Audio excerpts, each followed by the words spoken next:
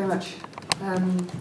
As Andrew said, it's important to say their names a lot and also possibly tell you with Tsering Woeser's work, you can buy a lot of her work that's been translated into English. Most recently published by Verso, Tibet on Fire, Self-Immolations Against Chinese Rule, translated by Kevin Carrico. There's also a selection of her poetry, and I'll be reading one of her poems at the end of this little segment.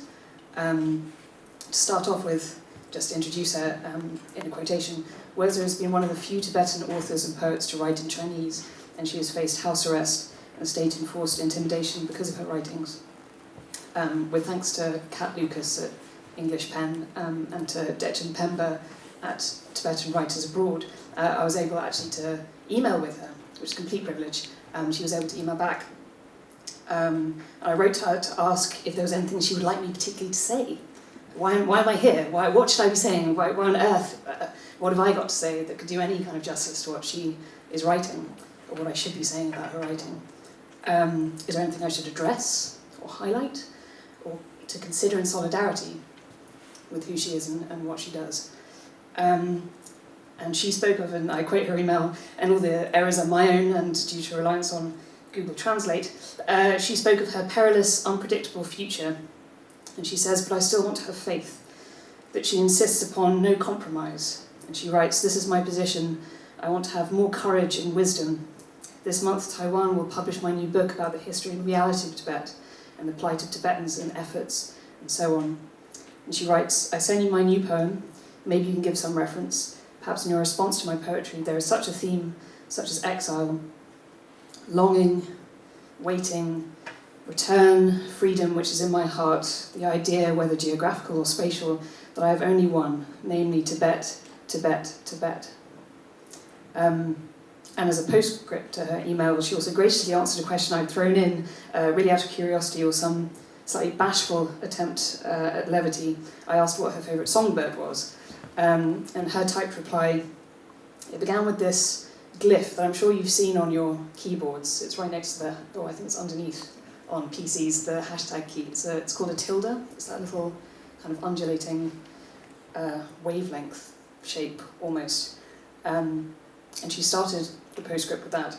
And she said, I like crows because crows are the law of gods incarnate. I also like owls because some Tibetans say that I'm an owl, and that was followed by 3 tildes. And I didn't understand the use of this glyph, this typographical character. So I looked it up on a Chinese language forum, and apparently it's included at the end of text to indicate a certain tone. And to quote the forum, it makes the words friendlier, like a lilt in the voice. So if I may, I'll just read a small prose poem for Woeser, with thanks for the opportunity. And then I'll close by reading the poem that she attached in her email.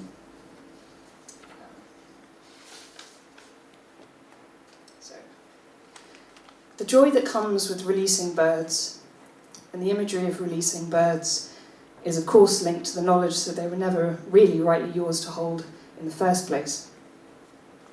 The idea of home comes easily to me, and so does roosting. Let us say that we come to the window because we hear birds, beautiful birds, although the song is not always beautiful, and we see that it is not snow on the branches outside, but birdlime, although it is difficult to tell through the window that has been sealed for a year and unwashed for a year, and the birds that have been caught on the branches for a week outside the window sealed, a stanza meaning a room with brothers and sisters outside the window, a window made of glass which is burnt sound really, and outside paperwork and paperwork and paperwork, and brothers and sisters are outside bursting, not into flame, but into fire. The word aviary, the word owlery, a black box theatre, a watch room or a room for watching, a stanza, the way you hold a pen by a window. It almost makes a fist, one raised, say, to knock at the door, the wall of the stanza, when I make the shape of a flying bird for shadow puppetry to pass the time, because there is so much time, I step between a steady or flickering source of light and a wall, and I watch my hands cross over, and my thumbs twitch, a twizzled mockery of hands shaking. And I look up what is one supposed to do in case one suspects there is a fire in your home and your stanza, because I am domestic and useless and there are instructions to be followed, and they are clear, and they are taught when we are children. And I read, you must not grab the door handle if there is a fire right outside your stanza. Your hand will be seriously injured due to the heat conduction through the metal. If you need to check the door for heat, always use the back of your hand to touch the handle. The heat will make the hand close automatically. Be wary of the involuntary reflex to clench your hand. This way, approaching the door handle with your palm towards you rather than the metalwork. If your hand gets burnt, you will not be badly incapacitated if later, say, you need to climb down a ladder or a rope. This will be very difficult if the flat of your hand is unusable. The heft of a wing, the loft, the lifting, the listing, the listening, foot following foot, pacing, foot following foot, not metrical but a conditional clause.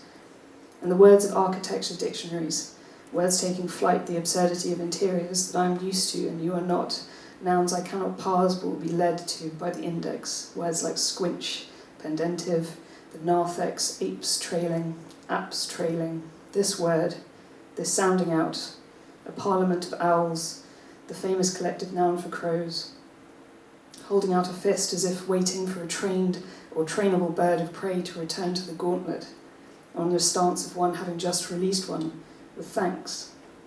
The sign off your email W with my letter W or another character, the tilde, a swerve, or the silhouette of a window's latch, or a bird's back bent not in flight, but rising, peeling back a page, unloosing a horizon, a beat of needed wings, the untrained owl and the crow, neither songbirds, but neither never unheard. And to close with Tsering Woeser's poem, which she included, written 28th of June to the 1st of July 2015 in Beijing. It's called Testimony for the 80th birthday of His Holiness the Dalai Lama, and it's translated by A.E. Clark. It was just before nightfall, 20 years ago. I still remember the one who poured out those verses. She was a poet. She was young, a poet, settling into the system, even submitting to the assignments handed down to her by her work unit.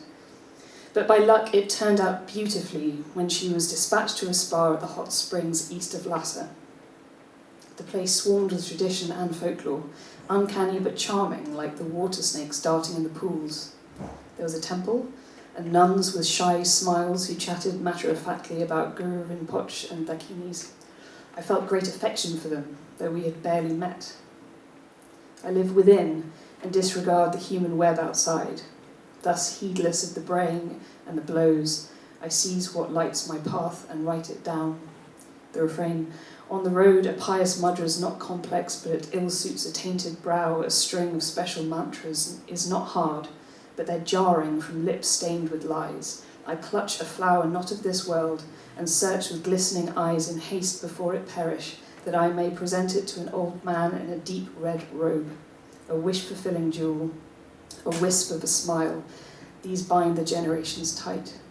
On that road the scenery teemed with metaphors. Take those hidden forms of men deep in meditation caves beneath the mountains. Had I been so bold as to intrude, whom would I have met? Or among the horses passing near, the black one who didn't bow his head to graze but stamped his hooves, why? And that woman so young to have tied to the multicoloured apron of a wife who bore faggots on her back with words not of complaint but of gentle praise for Tara. Yet from Lhasa came the ban for the feast of Trungar, as in past years. It was forbidden to burn incense, forbidden to cast sampha. I live within and disregard the human web outside, thus heedless of the braying and the blows. I seize what lights my path and write it down. On the road, a pious mudra is not complex, but it ill suits a tainted brow. A string of special mantras is not hard, but they're jarring from lips stained with lies. I clutch a flower not of this world and search with glistening eyes in haste before it perish, that I may present it to an old man in a deep red robe. A wish-fulfilling jewel, a wisp of a smile, these bind the generations tight. It's just before nightfall again. These 20 years have flitted by. In the capital of empire far from home, I am a stranger in a strange land. Settling into minority status and marginalised, I found a bit of freedom, though it's hard to break through the gathering darkness. Very well. Like Mandelstam, I wait through the night for dear guests and the rattle of chains at the door. What we long for has not come, and this incarnation of our life is in decline. It is not easy to keep bearing the grief of separation and the untimely deaths of the young, one after another, who do not know the meaning of weariness. I call heaven and earth to witness. Karma shall make its weight felt in due time. I live within and disregard the human web outside. Thus, heedless of the brain and the blows, I seize what lights my path and write it down. On the road, a pious mudra's not complex, but it ill suits a tainted brow. A string of special mantras is not hard, but they're jarring, from lips stained with lies. I clutch a flower not of this world, and search with glistening eyes in haste before it perish, that I may present it to an old man in a deep red robe, a wish-fulfilling jewel, a wisp of a smile. These bind the generations tight.